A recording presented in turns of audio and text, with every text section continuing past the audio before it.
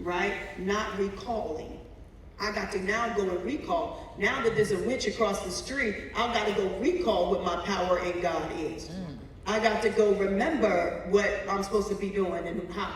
Instead of it being reflexive to us, which means that you've got to be engaging and you've got to be practicing, you've got to be training and all of that, having that mentality all year long and not allowing it to drop. Why? Because he looks for those vulnerabilities.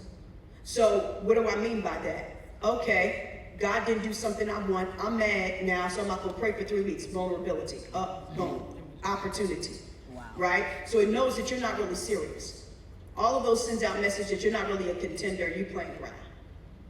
And so we have to actually think about those things. The double-mindedness. You want to 1 minute be mortal, next minute you're immortal. Okay? Okay, when it works out for you, you're great. When it doesn't, then we underneath the earth. You see, all of that back and forth, that instability creates vulnerability. And then you're wondering why, when I'm praying, I'm tithing, I'm going to church. Yeah, but how frequent? How consistent? You know what I'm saying? Are you building a wall of concentrated defense?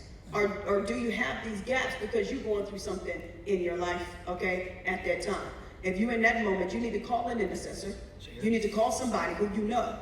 God said to me one time, he said, but you all stay holy, you all stay in rank and file, and you sacrifice. They said it about the apostles too, didn't they? They said, we go through so that we can break you through. Their lives look horrible because they're straight up taking on devils, wrapped up in the fight, got wars and scars and whips and come on here so that the region can be free from something. He said, but you all stay righteous. He said, so that you can stand in the gap for the weak, for that person who can't get it right with God. You're mad at him this week. Your mama died so you can't pray. You know, that's why we stay on guard.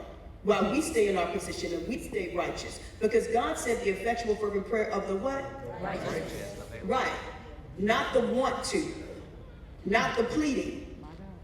So we have to stay in that righteous position, which is why we're priests. Because you have to stand in that intermediate place even though you're going through.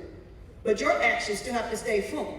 Because you need the power with God to be able to take out things that other people who are casualties of them, victims of them, weak believers who just can't figure it out, they don't know what the Bible's saying. You got to be able to stand in the gap and take up the hedge and the defense for that.